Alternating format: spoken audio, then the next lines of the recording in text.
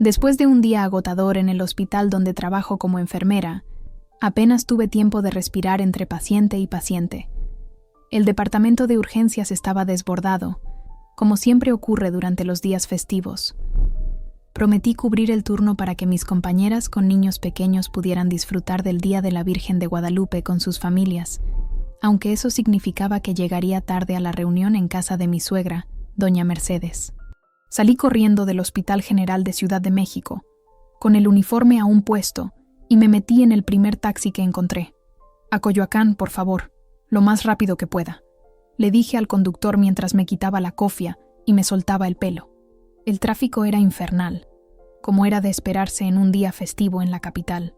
Los vendedores ambulantes aprovechaban cada semáforo para ofrecer flores y dulces típicos. Compré unas rosas rojas a través de la ventanilla, pensando que serían un buen detalle para mi suegra, además de la botella de tequila reposado que había guardado especialmente para la ocasión. Mi móvil no dejaba de vibrar con mensajes de mi esposo, Roberto. «¿Dónde estás? Mi madre está preguntando por ti. La comida ya se sirvió». Cada mensaje hacía que mi estómago se retorciera un poco más. A pesar del cansancio que me pesaba sobre los hombros como una manta mojada, me esforcé por mantener la compostura. «Ya estoy en camino», respondí, aunque sabía que llegaría cuando todo hubiera terminado. Cuando finalmente el taxi se detuvo frente a la casa colonial en el centro de Coyoacán, el reloj marcaba las 9 de la noche. Pagué la carrera, dejando una propina generosa por la rapidez, y me dirigí hacia la entrada. El jardín delantero, normalmente impecable y adornado con bugambilias, estaba ahora salpicado de platos desechables y vasos de plástico. La música seguía sonando desde el interior, pero era evidente que la celebración principal había terminado. Me ajusté la blusa, alicé mi falda arrugada y llamé a la puerta, sosteniendo las rosas y el tequila como una ofrenda de paz. Escuché pasos acercándose, y la puerta se abrió lentamente. Allí estaba doña Mercedes, mi suegra, con su cabello teñido de negro azabache perfectamente arreglado, y su característico labial rojo carmesí. Sus ojos me recorrieron de pies a cabeza, mientras cruzaba los brazos sobre su pecho. «Vaya, al fin te dignas a aparecer, Alejandra», dijo con ese tono que siempre usaba conmigo, una mezcla de desdén y falsa cordialidad. «Qué lástima que te hayas perdido toda la celebración». Roberto estuvo muy decepcionado.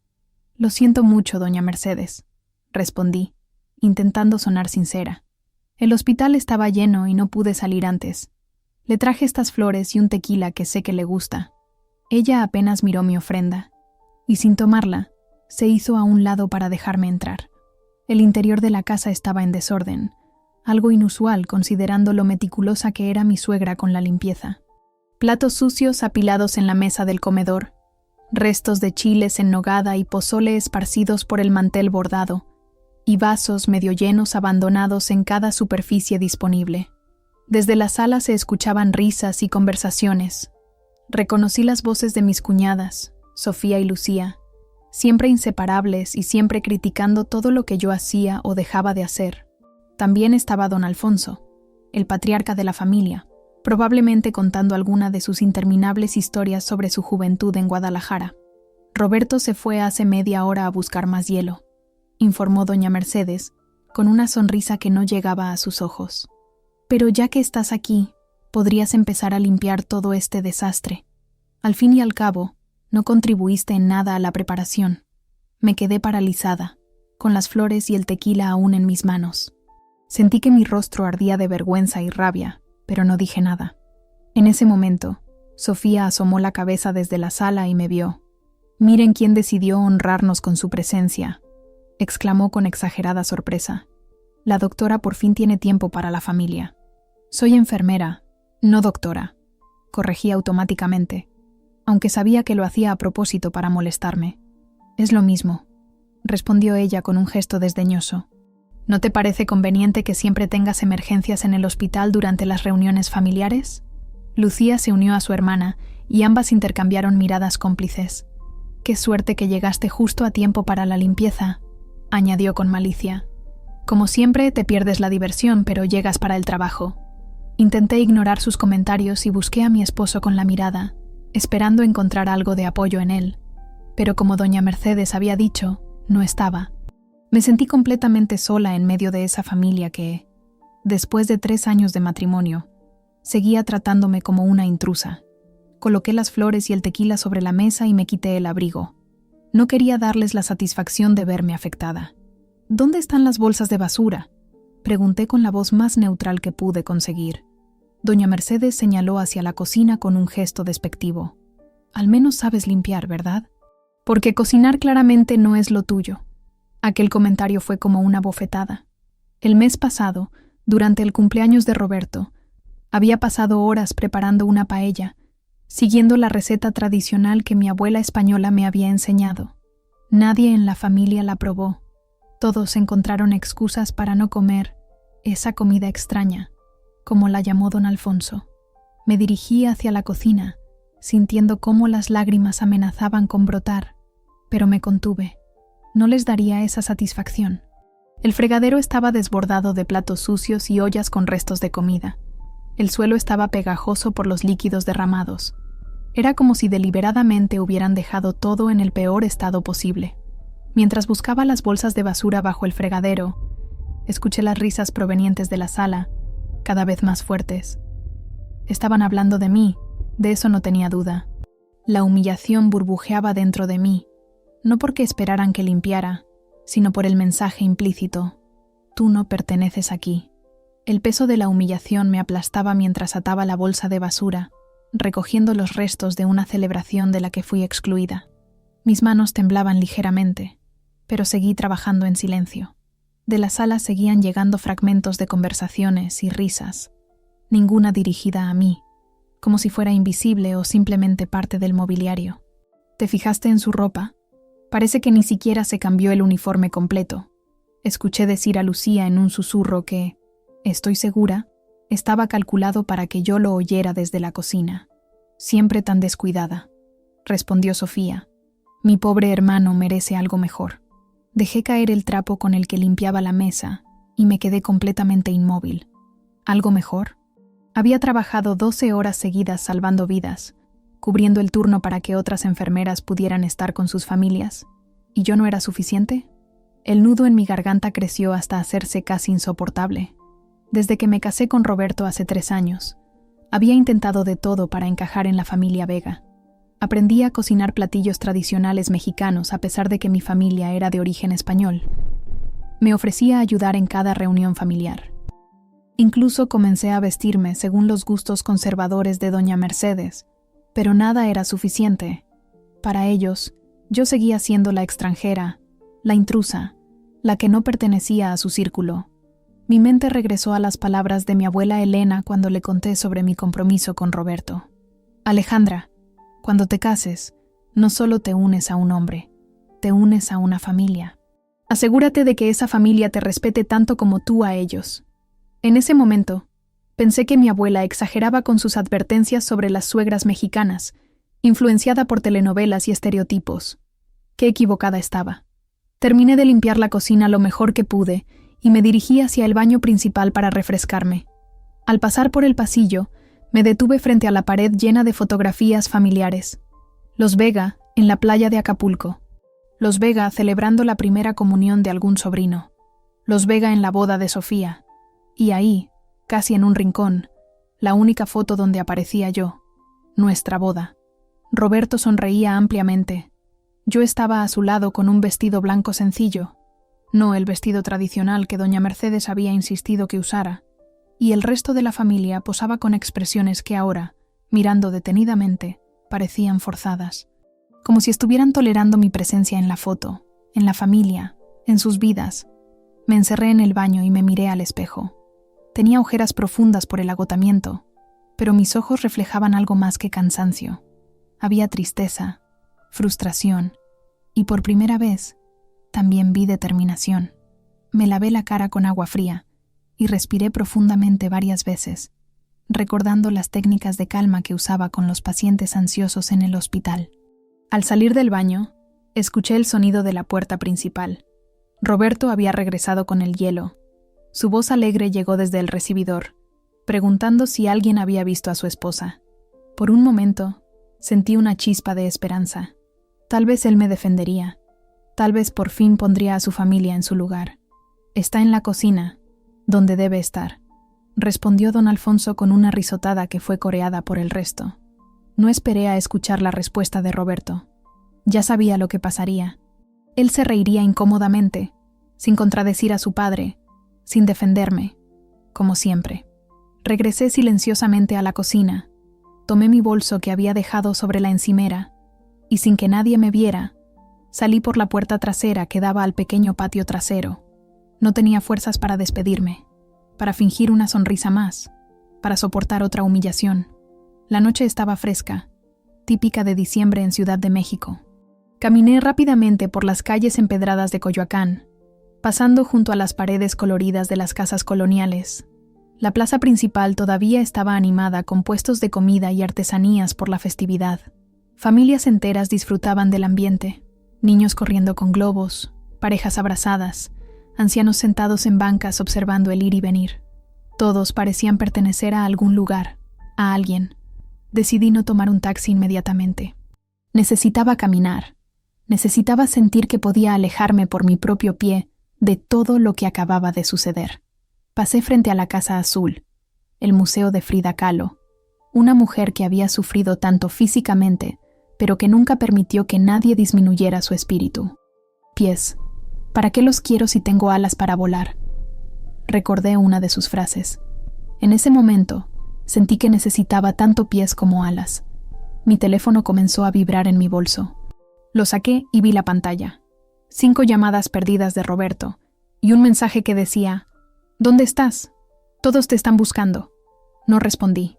No tenía palabras, al menos no palabras que pudiera pronunciar sin romper en llanto o en gritos. Llegué a la parada de autobús y esperé. El transporte público a esa hora estaba casi vacío. Me senté junto a la ventana y observé cómo la ciudad pasaba ante mis ojos. Luces, colores, vida.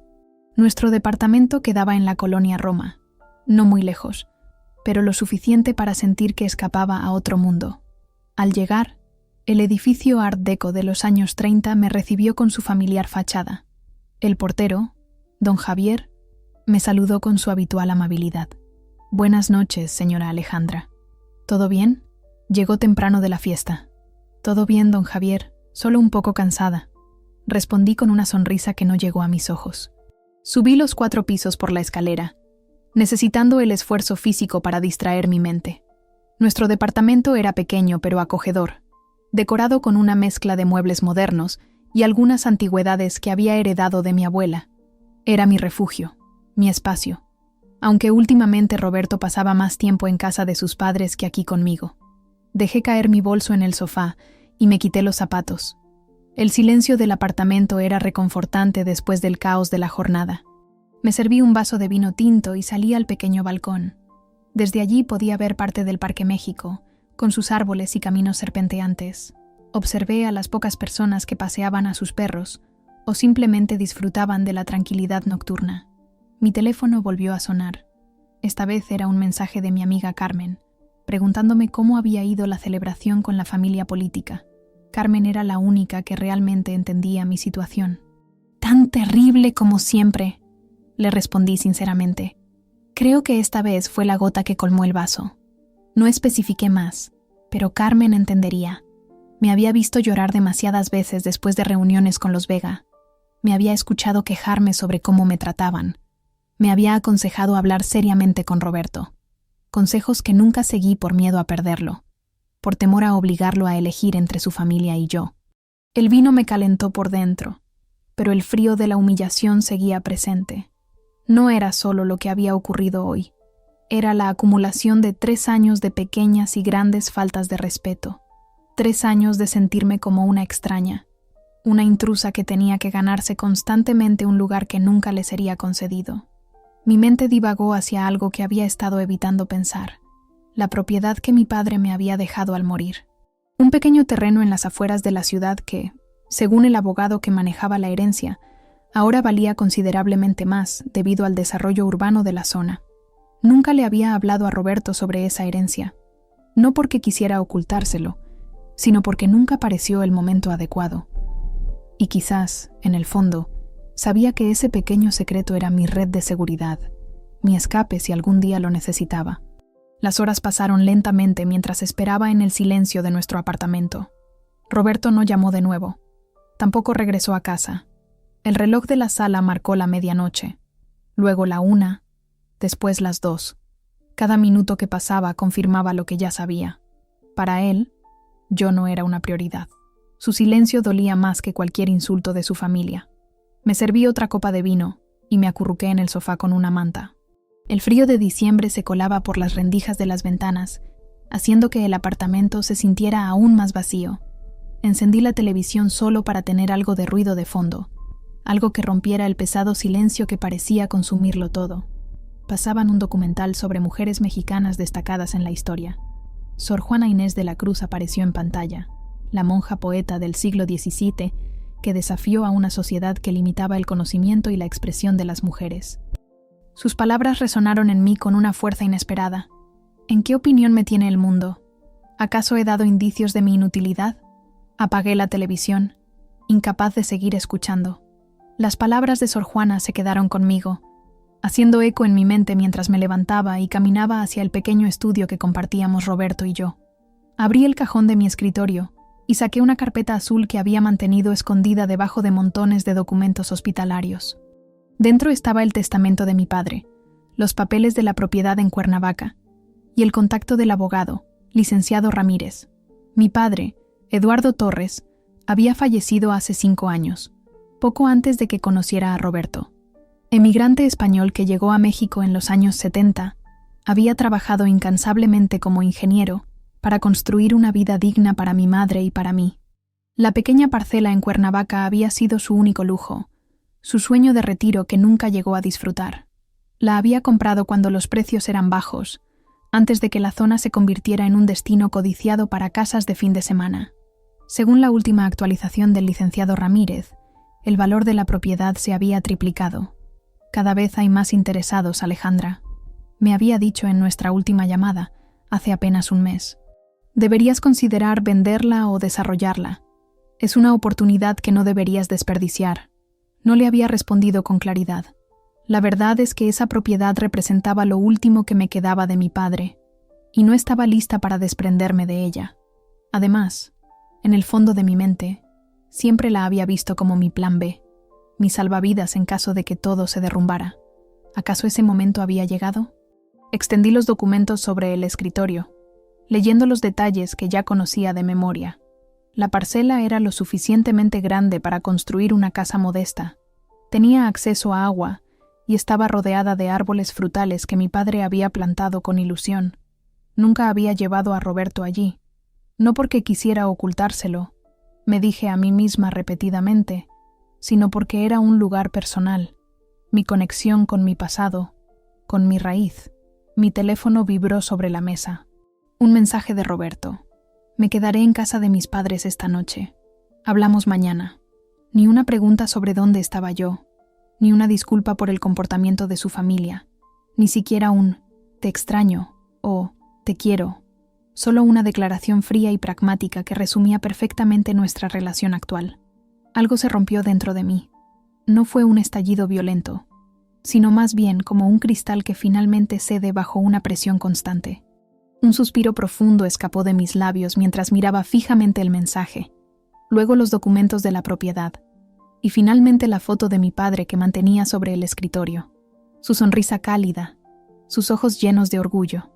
«Nunca permitas que nadie te haga sentir menos, mi niña», solía decirme. «Tu valor no depende de la aprobación de los demás». Tomé el teléfono, y en lugar de responder a Roberto, busqué el contacto del licenciado Ramírez. Era tarde. Por supuesto no lo llamaría ahora, pero compuse un email detallado explicándole que quería reunirme con él lo antes posible para discutir opciones sobre la propiedad. Sentí una extraña calma al pulsar enviar, como si por fin estuviera tomando control de mi vida. Me levanté y fui hacia el dormitorio. Nuestro closet compartido estaba dividido perfectamente a la mitad. La ropa de Roberto, siempre impecable, ocupaba su espacio con pulcritud.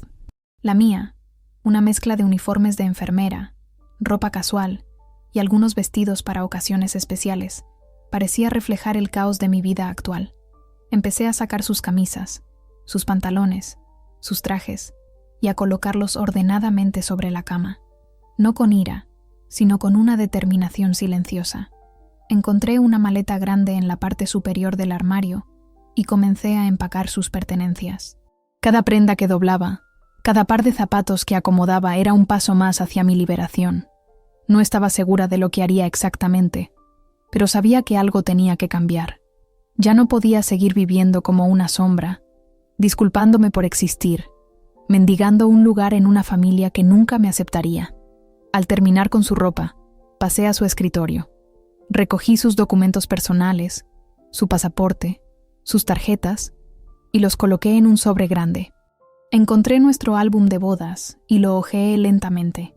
Las fotos mostraban a una pareja sonriente, esperanzada, enamorada. ¿Dónde había quedado ese amor? Se había erosionado poco a poco con cada cena familiar incómoda, cada comentario despectivo no respondido, cada vez que él eligió callar en lugar de defenderme. Me detuve en una foto en particular. Roberto y yo bailando nuestro primer baile como matrimonio. Yo mirándolo a él con absoluta adoración, y él mirando hacia donde estaba su madre. Nunca antes había notado ese detalle. ¿Cómo pude estar tan ciega? Cerré el álbum y lo dejé sobre la pila de sus pertenencias. Ya no lloraba. El dolor se había transformado en algo diferente, algo más frío pero también más claro. Tomé una ducha larga, sintiendo cómo el agua caliente lavaba no solo el cansancio físico, sino también años de inseguridades y dudas. Al terminar, revisé mi email. El licenciado Ramírez, siempre eficiente incluso a deshoras, ya había respondido. Podemos reunirnos mañana a las 10 a.m. en mi despacho. Hay novedades importantes sobre su propiedad que debe conocer. Me acosté en la cama, del lado que siempre había sido mío, y miré el espacio vacío junto a mí. No sentí la soledad que esperaba, sino una extraña paz. Por primera vez en mucho tiempo, el silencio del apartamento no era opresivo, sino reconfortante. Cerré los ojos y, sorprendentemente, dormí profundamente, sin sueños ni pesadillas. La mañana llegó con un sol brillante que se colaba por las cortinas. Me desperté antes de que sonara la alarma, sintiéndome más descansada de lo que había estado en meses. Roberto seguía sin dar señales de vida más allá de su escueto mensaje nocturno. Me pregunté si estaría preocupado, si habría notado mi ausencia en su vida, o si, como sospechaba, estaría demasiado cómodo en el regazo familiar para extrañarme. Me vestí con especial cuidado, eligiendo un traje sastre gris que reservaba para ocasiones importantes en el hospital. Me maquillé ligeramente, recogí mi cabello en un moño elegante y até al cuello el pañuelo de seda que había sido de mi madre. Quería sentirme fuerte, profesional, dueña de mí misma para la reunión con el abogado. Antes de salir, contemplé por última vez el apartamento. Había vivido allí con Roberto por 3 años, pero de repente me pareció el espacio de otra persona, de otra vida. Tomé mi bolso, las llaves y los documentos de la propiedad y cerré la puerta sin mirar atrás.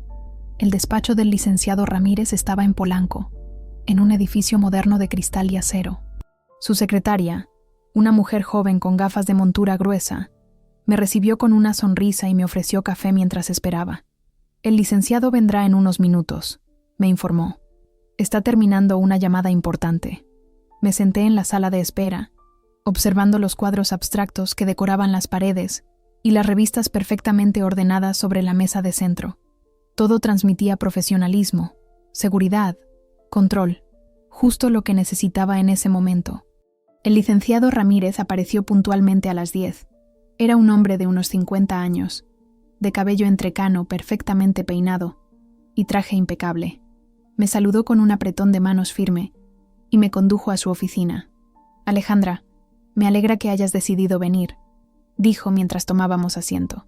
«Como te mencioné en mi email, hay novedades importantes sobre tu propiedad en Cuernavaca». «¿Qué tipo de novedades?», pregunté, sintiendo una mezcla de curiosidad y aprensión. El abogado sonrió levemente antes de responder. «Novedades que podrían cambiar completamente tu situación financiera y quizás tu vida». El licenciado Ramírez abrió una carpeta sobre su escritorio y extrajo varios documentos que extendió frente a mí. «Como sabes, la propiedad de tu padre en Cuernavaca ha aumentado considerablemente su valor en los últimos años», comenzó a explicar. Lo que no sabías es que hace 3 meses el ayuntamiento aprobó un nuevo plan de desarrollo urbano para esa zona. Tu terreno ahora está clasificado como zona comercial y turística. Parpadeé, intentando procesar la información. ¿Y eso qué significa exactamente? Significa, Alejandra, que el valor se ha multiplicado por 10, respondió con una sonrisa contenida.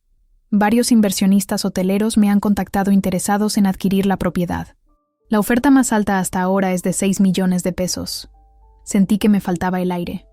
Esa cantidad me permitiría empezar de nuevo, en cualquier lugar, sin depender de nadie. Una independencia que nunca había imaginado posible. Hay más, continuó el licenciado. Revisando los papeles de tu padre, descubrimos algo interesante. Deslizó hacia mí un documento amarillento. Tu padre compró este terreno a través de una sociedad familiar. Una sociedad que incluía también otro terreno.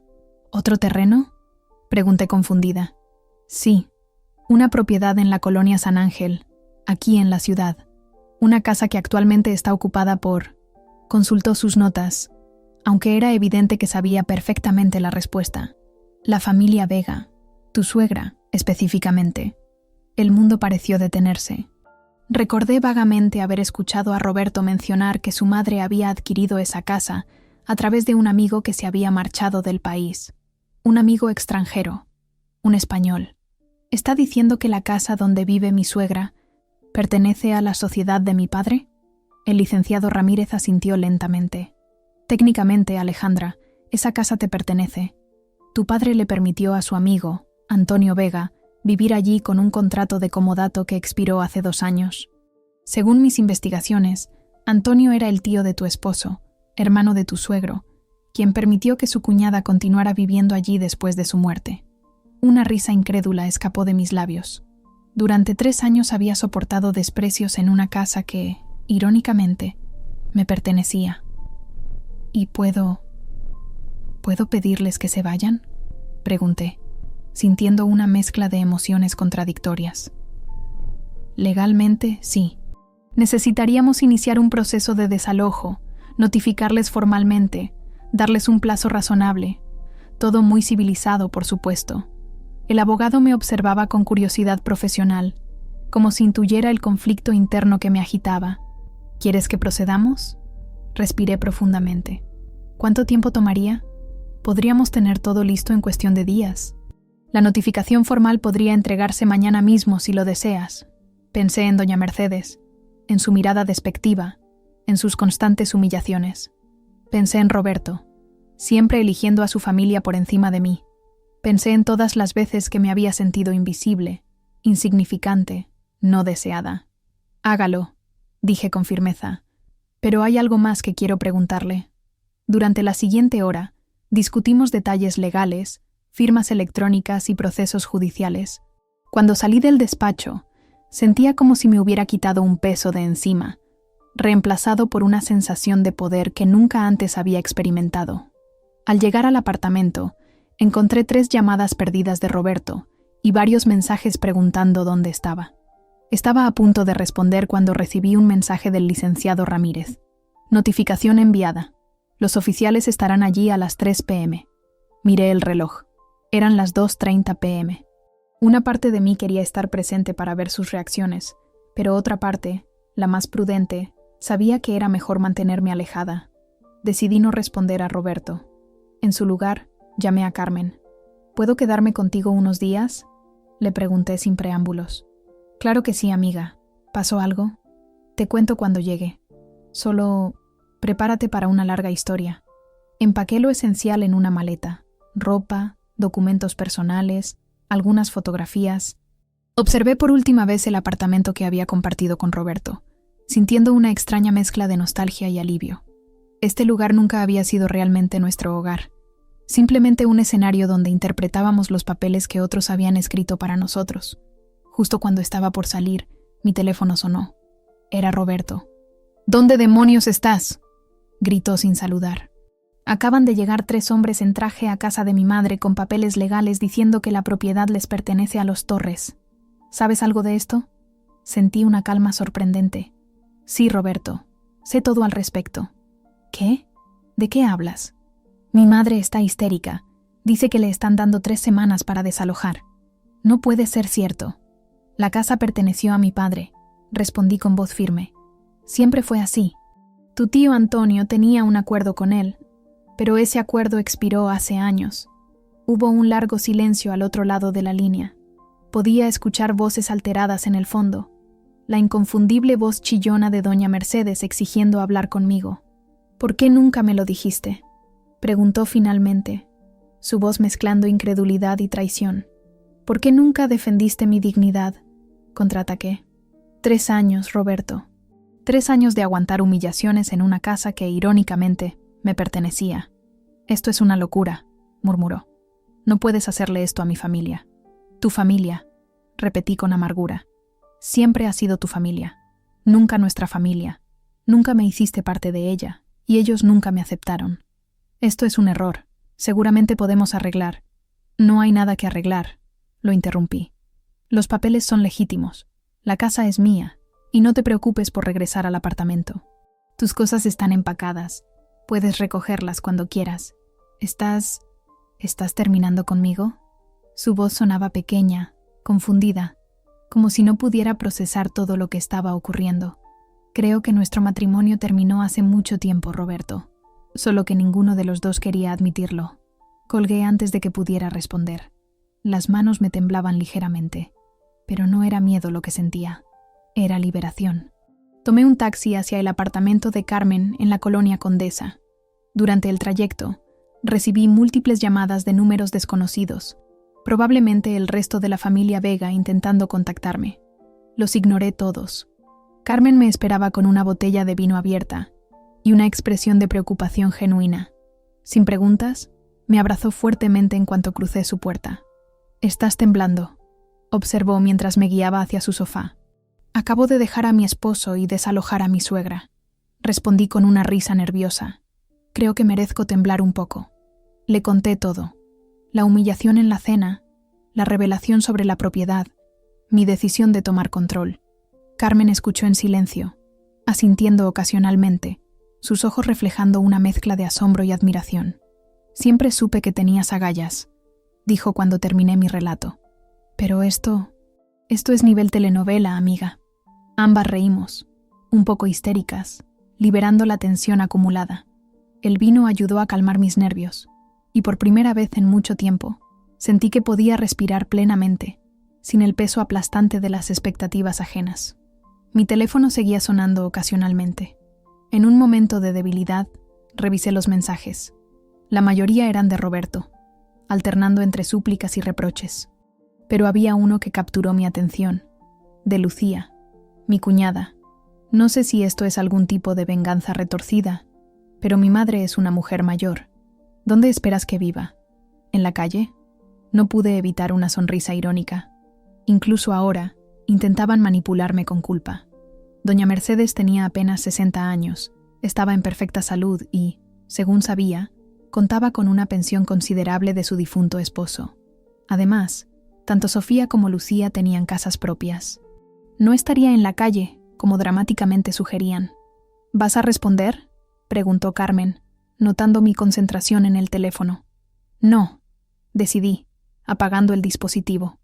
Ya dije todo lo que tenía que decir. Esa noche, dormí profundamente en el sofá-cama de Carmen, sin sueños ni pesadillas, solo un descanso reparador que mi cuerpo y alma necesitaban desesperadamente. Por la mañana, me sentí diferente, más ligera, más fuerte, más yo misma. Después de 3 días en casa de Carmen, decidí que era hora de enfrentar las consecuencias de mis acciones. No por arrepentimiento, sino por respeto a mí misma.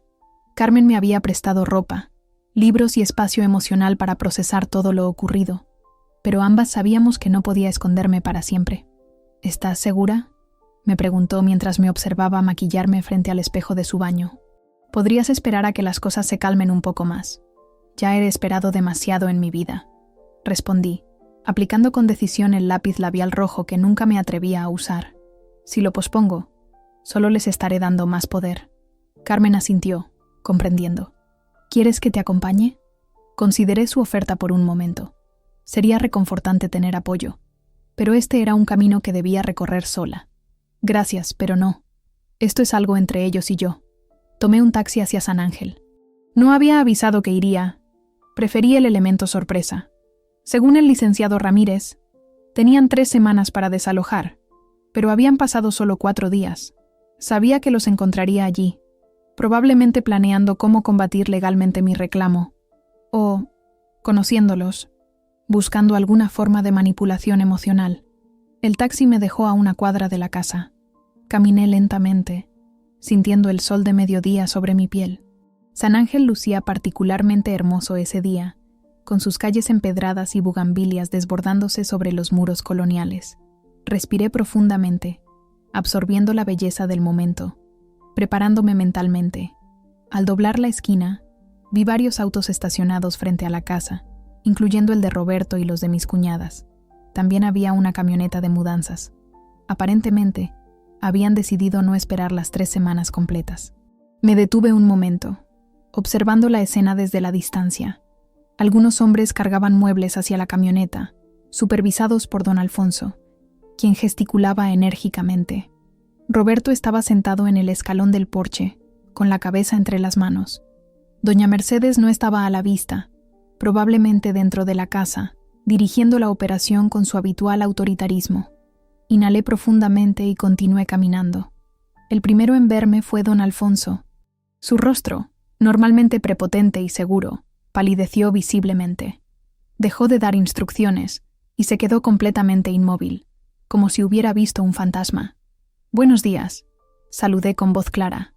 Los trabajadores de la mudanza me miraron con curiosidad, mientras que Roberto levantó la vista abruptamente.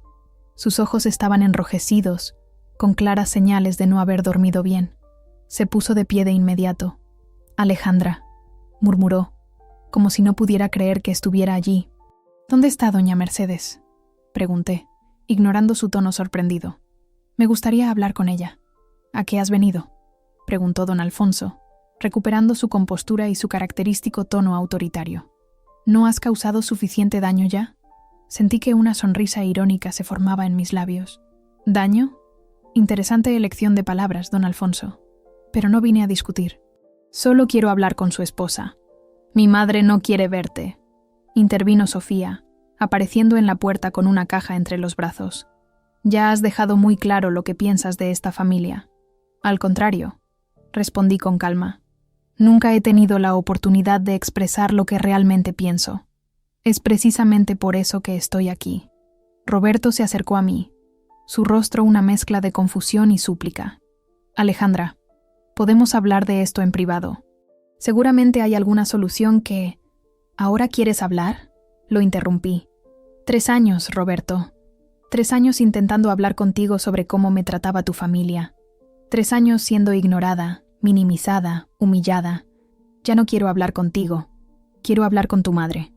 Como invocada por mis palabras, doña Mercedes apareció en la puerta. Llevaba su característico peinado impecable y maquillaje perfecto, pero había algo diferente en ella, un atisbo de vulnerabilidad que nunca antes había visto. «Aquí estoy», dijo con voz firme pero menos autoritaria que de costumbre. «¿Vienes a regodearte?».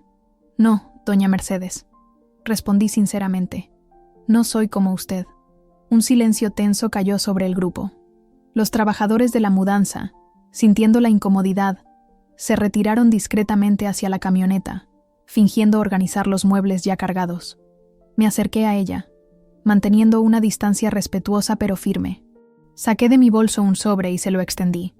«¿Qué es esto?», preguntó con recelo sin tomarlo. «Un acuerdo», respondí. «Redactado por mi abogado. Les ofrece 6 meses más en la casa, tiempo suficiente para encontrar un lugar adecuado. Sin prisa, sin humillaciones, sin desalojos forzosos». Doña Mercedes parpadeó, visiblemente sorprendida. Claramente esperaba otra cosa de mi visita. «¿Por qué harías eso?», preguntó, su voz ahora más baja, casi un susurro. «Porque a diferencia de usted, yo no encuentro satisfacción en la humillación ajena», respondí honestamente. «Pero hay condiciones». «Por supuesto», murmuró con amargura. «Siempre hay condiciones. Solo una, en realidad», continué. «Respeto. No pido que me quiera, ni siquiera que le agrade. Solo respeto básico, el mismo que le daría a cualquier ser humano. Doña Mercedes finalmente tomó el sobre, sus dedos ligeramente temblorosos. Lo miró fijamente, como si contuviera algún tipo de trampa. Nunca intenté quitarle a su hijo, añadí suavemente. Solo quería formar parte de su familia, construir algo juntos. Por primera vez desde que la conocía, doña Mercedes me miró directamente a los ojos sin desprecio, sin condescendencia, simplemente mirándome como a una igual. Nadie nunca será suficientemente buena para mi hijo, dijo al fin, con una honestidad sorprendente. Lo sé, respondí, y él nunca será suficientemente hombre mientras usted siga decidiendo por él. Sus ojos se agrandaron ante mi atrevimiento, pero no respondió con la furia que esperaba. En su lugar, una chispa de algo parecido al respeto brilló fugazmente en su mirada. 6 meses, repitió, mirando el sobre. ¿Y después? Después cada quien seguirá su camino, respondí. Yo con el mío, ustedes con el suyo, y Roberto... Bueno, él tendrá que decidir finalmente qué camino quiere tomar. Miré a Roberto, quien había estado observando nuestro intercambio en silencio absoluto. Su rostro reflejaba una mezcla de emociones contradictorias: asombro, confusión y quizás, por primera vez, un atisbo de admiración hacia mí. ¿Podemos hablar?, me preguntó suavemente.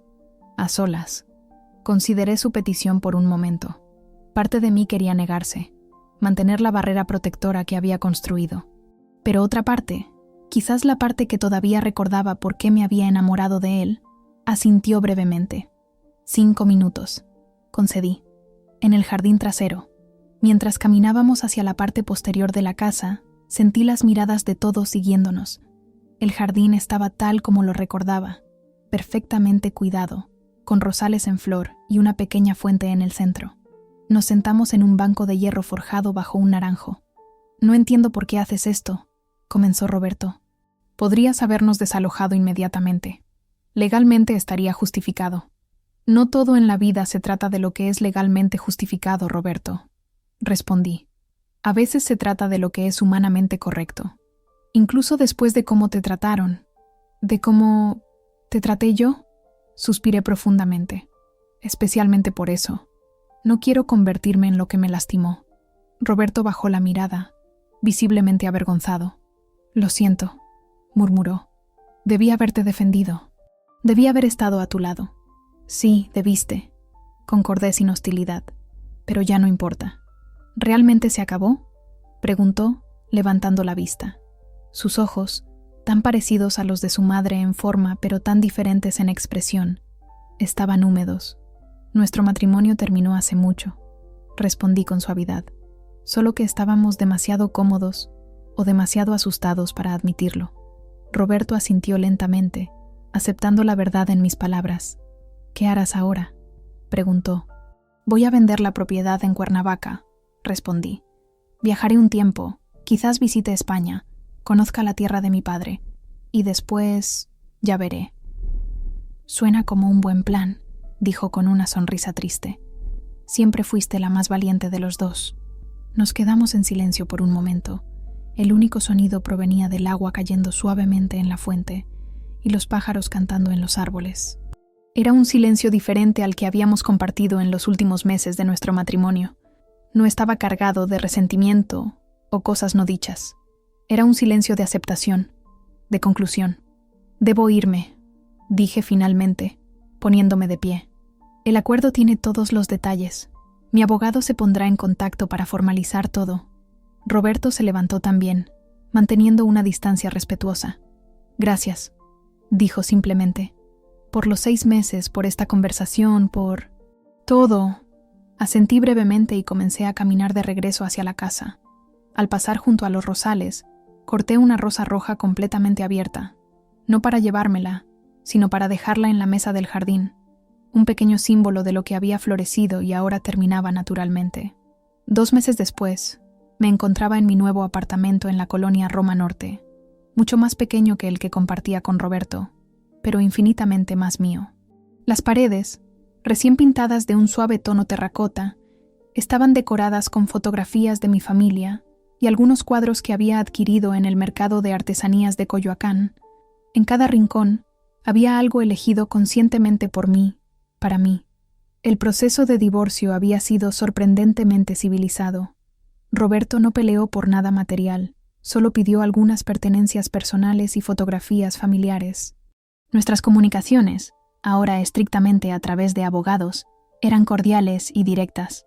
La venta de la propiedad en Cuernavaca se había concretado por una suma que me otorgaba una libertad financiera que nunca antes había conocido. Doña Mercedes y su familia habían aceptado el acuerdo de los 6 meses, aunque según me informó el licenciado Ramírez, ya estaban buscando activamente una nueva casa. No habíamos vuelto a hablar directamente, pero me enviaron una breve nota de agradecimiento por mi gesto de consideración, como lo llamaron. Un pequeño paso, quizás, pero significativo viniendo de ellos. Esa noche había invitado a algunas personas para celebrar el Día de la Virgen de Guadalupe, la misma festividad que, 2 meses atrás, había marcado el inicio de mi transformación. No era una celebración religiosa tradicional, sino más bien una reunión íntima para agradecer los cambios en mi vida. Carmen fue la primera en llegar, cargada con una botella de vino y un ramo de cempasúchil, las brillantes flores anaranjadas que tradicionalmente se asocian con el Día de Muertos, pero que ella siempre prefería por su vibrante color. Para darle vida a tu nuevo hogar, dijo, entregándome las flores. Mis compañeras del hospital, Elena y Patricia, llegaron poco después. Ambas habían sido testigos silenciosos de mis años de infelicidad, ofreciéndome apoyo discreto cuando lo necesitaba. Con ellas vino Javier, el único enfermero hombre de nuestro departamento, quien siempre me hacía reír con sus ocurrencias. ¡Qué transformación!, exclamó Elena al entrar, observando el apartamento con aprobación. Se siente como tú, Alejandra. Luminoso, acogedor, auténtico. Me sonrojé ante su cumplido, todavía no acostumbrada a recibir elogios directos, sin sentir la necesidad de disminuirlos o justificarlos. Gracias, respondí simplemente, aceptando sus palabras. La última en llegar fue mi tía Soledad, la hermana menor de mi madre, quien había viajado desde Guadalajara específicamente para acompañarme.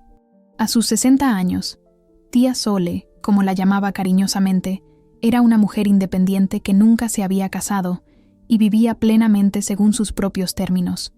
Siempre había sido mi modelo a seguir, aunque solo recientemente había comenzado a comprender realmente su sabiduría.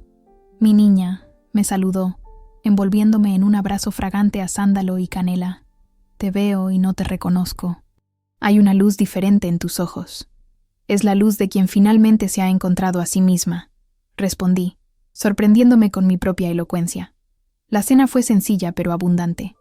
Había preparado chiles en nogada, ese platillo tradicional que simboliza los colores de la bandera mexicana y que la familia Vega había rechazado probar en aquella cena fatídica. También había pozole, tamales y, por supuesto, un postre español que mi abuela me había enseñado a hacer, crema catalana, con su característica capa de azúcar caramelizada. El ambiente era cálido, lleno de conversaciones genuinas y risas espontáneas. No había pretensiones, ni juicios, ni miradas de soslayo cargadas de crítica. Solo personas que se apreciaban mutuamente, compartiendo comida y experiencias. Propongo un brindis, dijo Javier, levantando su copa. Por Alejandra, quien nos enseñó que nunca es tarde para reclamar nuestra dignidad. Por Alejandra, corearon todos, alzando sus copas. Me sentí abrumada por un momento, mis ojos humedeciéndose. Gracias, dije simplemente, por estar aquí, por ser parte de este nuevo comienzo. Después de la cena, mientras todos ayudaban a limpiar, no porque yo lo esperara, sino porque lo ofrecían naturalmente, tía Sole me llevó al pequeño balcón. La noche era clara, con estrellas visibles a pesar de las luces de la ciudad. Tu madre estaría muy orgullosa, dijo suavemente, tomando mi mano entre las suyas. Y tu padre también. Sentí un nudo en la garganta. A veces me pregunto si hice lo correcto, confesé. Si fui demasiado dura con ellos, con Roberto. Mírame, sobrina, dijo con firmeza. Lo que hiciste fue establecer límites, reclamar tu espacio, exigir el respeto que mereces. Hizo una pausa, mirando hacia la ciudad iluminada. Las mujeres de nuestra familia siempre han sido fuertes, pero por generaciones nos enseñaron a callar esa fuerza, a disminuirla para no incomodar. Tú rompiste ese ciclo. Sus palabras resonaron profundamente en mí. Era cierto. Mi abuela, mi madre, incluso la misma tía Sole en su juventud, todas habían luchado contra expectativas que las limitaban, que las reducían a roles predefinidos. ¿Sabes qué haré después?, le pregunté, cambiando de tema. Conociéndote, algo que te haga brillar aún más, respondió con una sonrisa cómplice. Voy a regresar a la universidad, confesé. Quiero especializarme en enfermería pediátrica. Siempre fue mi sueño, pero lo pospuse cuando me casé con Roberto porque implicaba horarios incompatibles con las obligaciones de una esposa, según su madre. Tía Sole apretó mi mano con aprobación. Es perfecto para ti. Siempre has tenido un don especial con los niños. Regresamos al interior, donde la conversación fluía animadamente. Carmen estaba contando una anécdota sobre un paciente particularmente difícil, haciendo reír a todos con sus expresivas imitaciones. Me detuve un momento en el umbral, observando la escena, mi nuevo hogar, lleno de personas que me valoraban por quien era realmente. Sentí una oleada de gratitud tan intensa que casi me dejó sin aliento. El timbre sonó, interrumpiendo mis pensamientos. Extrañada, no esperaba a nadie más. Me dirigí a la puerta. Al abrirla, me encontré con una mensajera que sostenía un ramo de flores. ¿Señora Alejandra Torres?, preguntó, consultando su tableta. Sí, soy yo. Entrega para usted, dijo, extendiéndome el ramo. Era un arreglo sencillo pero elegante de tulipanes blancos, mis flores favoritas. Busqué una tarjeta entre los tallos y la encontré, pequeña y discreta. La caligrafía era inconfundible. Gracias por enseñarnos dignidad. Feliz día, familia Vega. Me quedé mirando la tarjeta, sin saber cómo reaccionar. No era una disculpa explícita, pero viniendo de doña Mercedes, era prácticamente una declaración de rendición. ¿Todo bien?, preguntó Carmen, acercándose con curiosidad. Le mostré la tarjeta sin palabras. Ella la leyó y alzó las cejas con sorpresa. Vaya, comentó. Los milagros existen. No es un milagro, respondí, colocando las flores en un jarrón improvisado. Es lo que sucede cuando dejas de mendigar un lugar en la mesa ajena y construyes tu propia mesa. La noche continuó con más conversaciones, más risas, más momentos de conexión genuina. A medianoche, cuando todos finalmente se marcharon, me quedé sola en mi apartamento, rodeada de los vestigios de una velada perfecta, copas vacías, platos con migajas de postre, flores en cada superficie disponible. Me serví una última copa de vino y salí nuevamente al balcón. La Ciudad de México se extendía ante mí, vibrante incluso a esa hora. Pensé en todo lo que había cambiado en apenas 2 meses, en cómo había pasado de ser una sombra en mi propia vida a la protagonista de mi historia. Los tulipanes blancos de los Vega destacaban en la mesa del balcón, un recordatorio de que incluso las relaciones más dañadas pueden evolucionar hacia algo, si no cercano, al menos respetuoso.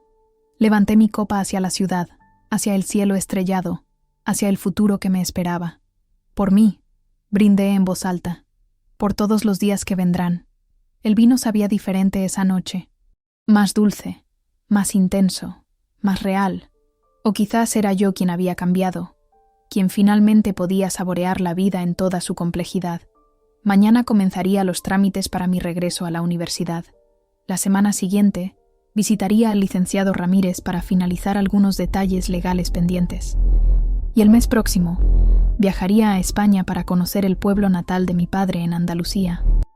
El futuro se extendía ante mí, no como una obligación o una serie de expectativas impuestas, sino como un lienzo en blanco esperando ser pintado con mis propios colores, mis propias decisiones, mi propia voz reclamada. Mientras contemplaba las luces de la ciudad, recordé una frase que mi padre solía repetir: la dignidad no se mendiga, se ejerce. Finalmente entendía completamente lo que significaba. La noche era cálida a pesar de ser diciembre, como si incluso el clima celebrara mi renacimiento. Cerré los ojos y respiré profundamente, absorbiendo el momento, guardándolo en mi memoria como el verdadero inicio de mi vida. Cuando volví a abrir los ojos, la ciudad seguía allí, esperándome, y por primera vez en mucho tiempo, me sentí completamente lista para todo lo que viniera. No como la esposa de Roberto, no como la nuera de doña Mercedes, no como la hija de mis padres ausentes, sino simplemente como Alejandra Torres, una mujer que había encontrado su voz y que nunca más permitiría que nadie la silenciara.